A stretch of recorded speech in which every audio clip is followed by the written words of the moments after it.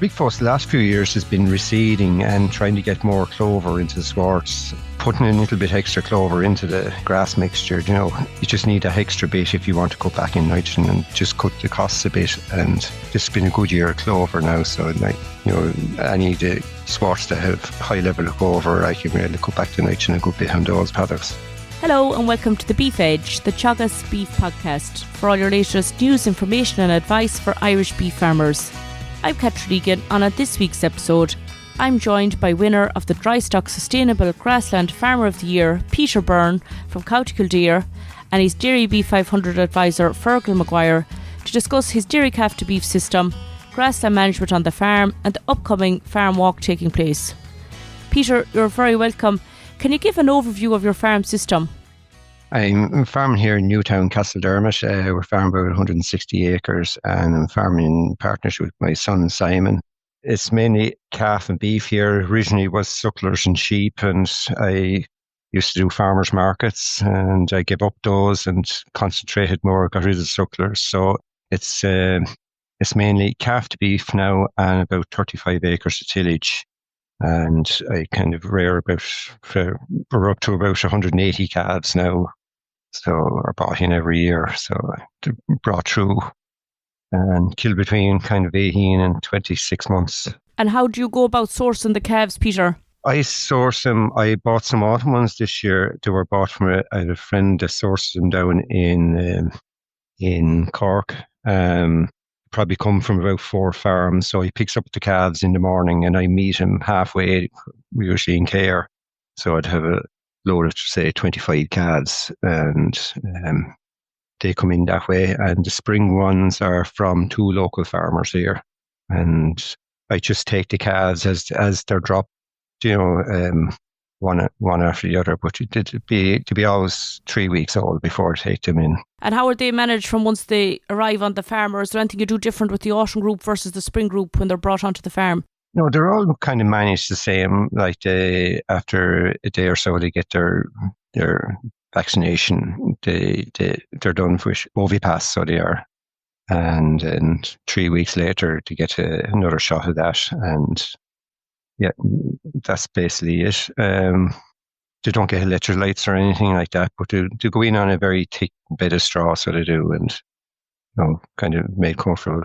And how are this year's calves performing that you purchased in the spring? The calves have done very well this year. It has been a good year. Like, I've old sheds and we've been trying to do things to them over the years. But this year has been very good. We just made a few little changes. The weather was very good this year. It was, the weather was dry. You didn't have that damp, clammy weather. And I had very little problems with calves this year. And even since then, since they went out, they have been, I have stronger calves this year than I would normally even.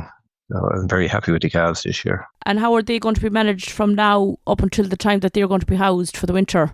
Look, it's just keep good grass in front of them now. They're off meal now, so they are at the moment. Bar probably about 20, the weaker ones, and probably introduce meal. Then if grass gets tighter, if probably in September, then middle of September, might introduce the meal again, and get their second. They get a booster vaccine probably about a month before they go into the shed. That's great, Peter. At the stores at the minute, how are they performing, or how are they being managed at the moment? Stores, grass has been good this year now. We had, was a bit tight 3 weeks ago. We were feeding silage and we were taking surplus grass last week, and if it stays dry now, it could get tight again. But I've had a good supply of grass all year and the cattle have done well. It's been a better year for trials now. They're being weighed. Everything in place has been weighed tomorrow, so we will have a better idea exactly what way they're going. But they have done well, I think, this year. And what will the plan be for those once they're weighed from now to finish? Will some of them be drafted at grass or supplemented at grass or housed, or what's your plan? I won't start drafting yet, I think. Grass is good, and I should have enough grass to keep them going for another well into the autumn. So it'll probably be September before I draft some of the heifers, the more forward heifers, and if if the demand starts increasing more than the growth, I'd probably pull them off as they come in, as they're starting to flesh up and getting near to slaughter, and start feeding them. So, and I'd usually feed for probably a week and then put them in the shed for finishing. And based on last year's cattle that were finished, what's your kind of target for drafting them for finish, or what kind of targets are you looking for? I've often took them off around 500 kilos, but I'd like to have them up around 550 kilos for a bit less with the heifers. But bullocks definitely 550 kilos, and then they introduce meal and start finishing them then. Congratulations on being awarded the Sustainable Grassland Farmer of the Year award. Grass is really a cornerstone of your system. What area have you placed a huge focus on over the past number of years, do you think? Big focus the last few years has been reseeding and trying to get more clover into the swards. Putting a little bit extra clover into the grass mixture, like I feel there's quite not just enough, you just need an extra bit if you want to cut back in nitrogen, and that's the focus. Trying to cut back on nitrogen now, like I'm feeling grown enough grass, like if you just cut the costs a bit, and this has been a good year of clover now, so like I need the swards to have high level of clover. I can really cut back the nitrogen a good bit on those paddocks. And obviously soil fertility on the farm, that's important in order to start reseeding and start incorporating clover into the swards. How have you worked with soil fertility over the last number of years? The indexes were high here, and so we were very little P&K for a few years, but it's dropped back a bit, so we're building them back up again. They're not bad, but you just need to just bring up a small bit. But lime is the important one for clover and reseeds, so we have the lime in a good place now, so we have anything that needs lime gets it. And what's your programme on the farm for reseeding? How do you go about reseeding on the farm?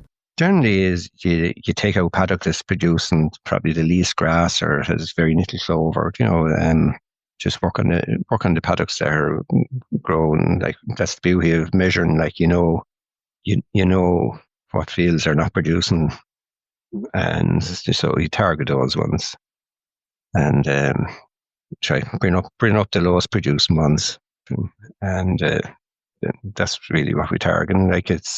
I don't have a set amount of years in between, for leaving the field in grass. Like I just go on what it's producing. And with regard to the reseeds, how have you managed the clover swards now, or are you finding a big difference from where you would have been just going with perennial ryegrass versus now with grass clover mixes, with an increase in clover in the mixes?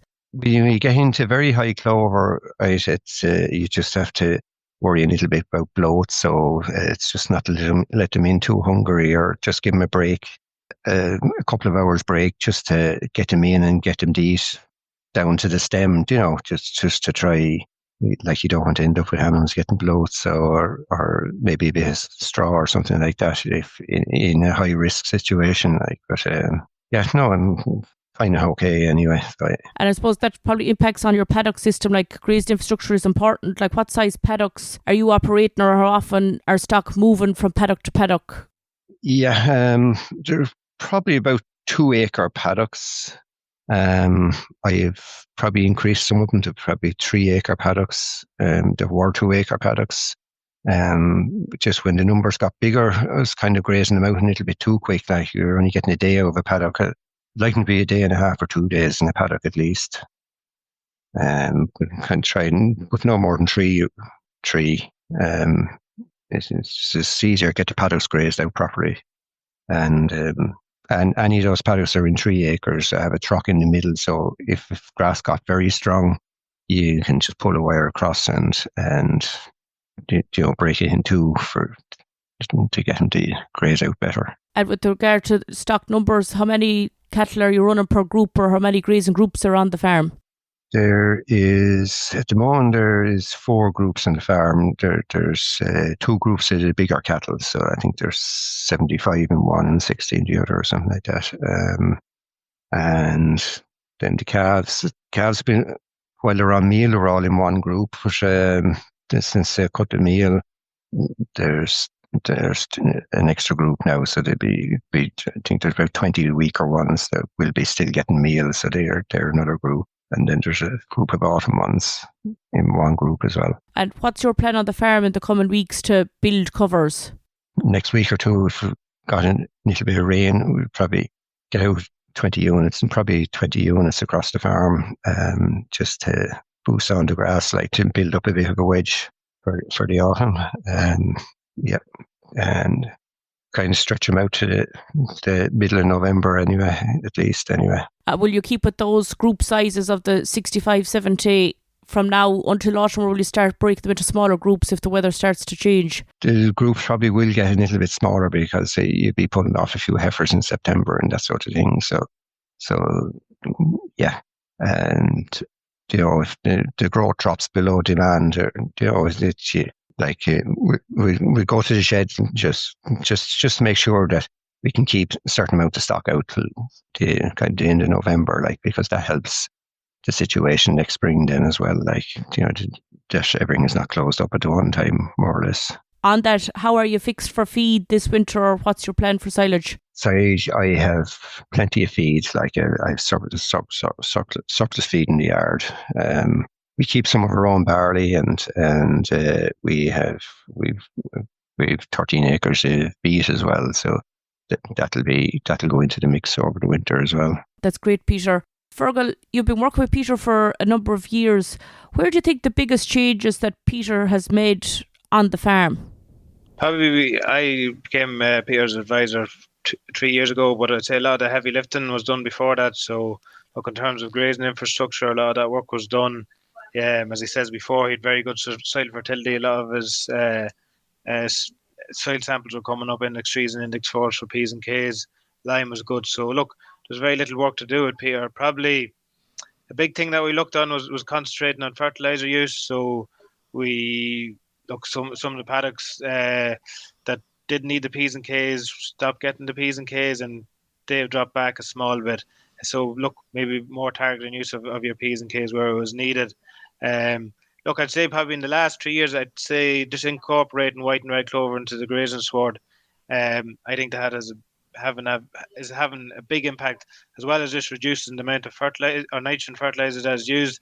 I also think it's adding a bit to thrive of the cattle. So I was out with Peter a couple of weeks ago, and they were just on the grazing or grass sward, and I thought the cattle looked a bit empty looking. I was back 2 or 3 weeks later, and they're on a white clover sward, and they looked completely different animals. So, look, in terms of animal performance, I think the white clover has given a bit of a kick, and then also as well as reducing the amount of nitrogen that's used on his farm. So Peter is highly stocked. He's over 2.3 livestock units per hectare, and last 2 or 3 years he's gone out 140 kilos of nitrogen per hectare on average. Sometimes a bit higher than that, and sometimes a bit lower, but on average annually it's 140 kilos of nitrogen per hectare, which is quite low. It is, and keeping a check on costs and monitoring that it's not impacting on performance is also important to Peter on the farm. For farmers who are looking to invest in grassland on their farm this year, what will give the biggest return on investment from farmers you're working with, the farmers you're visiting? What would you see as the biggest return on investment if farmers were to invest this year? So probably 2 big things I'd look at. So look, lime, we always talk about lime, but look, from a tax point of view, there's going to be lots of money in a lot of beef farmers this year that they would normally have. So I'd say going with lime on a lot of the fields is just going to make your nitrogen use a lot better by putting out lime. So wherever it's required, go with lime. If you don't need lime, don't go with it. But if you do need lime, definitely go with lime.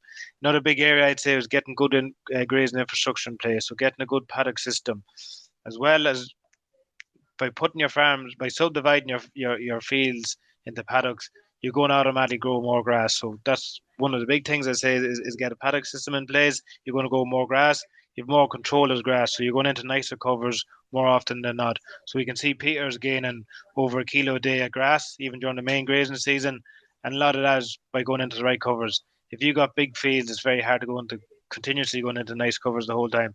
And also on top of that, having a good grazing infrastructure in place, it's going to reduce the amount of labour that's required during the grazing season. So it's a lot easier just to move the cattle every 2 or 3 days.